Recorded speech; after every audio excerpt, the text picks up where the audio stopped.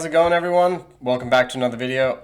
I am pumped to have you here. Today we're going to jump into a pretty exciting trick I use to find some great keywords and increase the odds of making sales. But before that, welcome. If this is your first time, this is Merch Campus. My name is Blake and we're sharing strategies to take our merch accounts to the next level. Q4, which is October, November, December, is just around the corner, so it's so important that we get our stuff together so we can actually start to really benefit from the huge spike in traffic that happens during this time of the year. And we shouldn't underestimate it.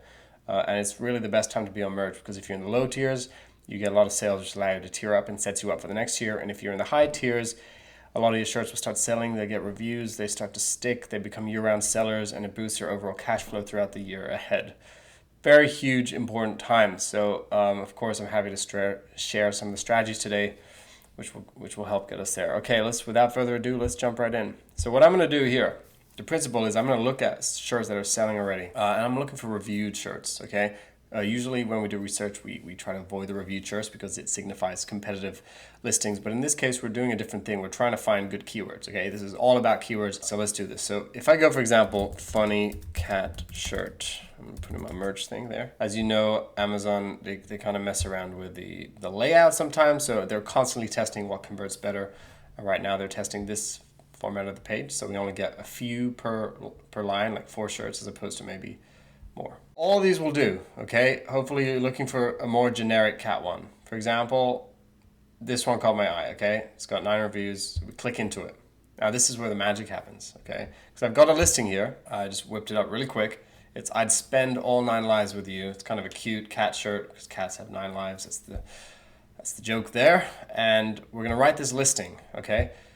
Now what I'm going to do is I'm going to go into the reviews. Hopefully I'll have more reviews. And of course, we don't want to look at anything about the actual product. Like, does it smell bad? Does it fit? It's not about that. We're looking more for, you'll see. So we're going to read the first one. Order this thing. My recommendation, size up. So we ignore that because it's just talking about sizing. Next one, fun shirt. A really fun shirt. My husband gets a lot of laughs when he wears it. Okay, so now let's check it out. We've just added 2 keywords, okay? Fun shirt, husband. Okay, this is going to go now listing because people who bought this, right, if it's in a similar vein, of course mine's a bit more in the cute vein, so this would be more for jokes, sarcastic joke, we would add those to the listing. Okay, keep going. I bought this as a gift for my neighbor. She's extremely happy with it. Okay, so I'll do this, gift for neighbor. Cat person, and it was perfect. Lots of compliments. So I'll go like this, throw in this, cat person. Lots of compliments. All right. Next, I love the shirt. Great quality. Skip that. We don't want to talk anything about the quality. My husband loved it so much. So we have husband. So I'm going to just put that in bold because we got 2 of those. Cute shirt. Cute. So I'm going to put that in there. Cute. We can even add that to the top. Cute. Fun. So that's good. So now from one listing, which is a proven seller, tons of reviews. It's been selling for the past 4 or 5 months, right? 5, 6. People are giving us the actual data for the demographics that we're going to use. Okay, this is huge because a lot of us we're guessing what keywords to put into there, and I think a lot of when people show me shirts, a lot of the times the big issue is that they don't know who they're making the shirt for. So we know from this listing, for example, that they would buy this for a husband. This kind of like joke, sarcastic cat shirt for introverted people. Husbands love it. Bought it for a neighbor. For me, I've pretty much never used this keyword before. Gift for my neighbor. Very interesting, right? So now I can add that to my arsenal of keywords to use. Cat person. Usually I say cat lover, but I guess cat person works. And then here, husband again. Cute, super cute. So hopefully you get the idea, right? So let's try this, for example. Let's do it for a dog. Okay, let's look for reviews. Triple G Mavs, the legend. All right. Okay, this is about the size. We skip that. Size, skip that. Friends say I live for dogs. Okay, that's interesting. So if I had a dog shirt, I would basically say, do you live for dogs? Right? Because he's saying my friends tell me I live for dogs. Or if you say, do you love doggies?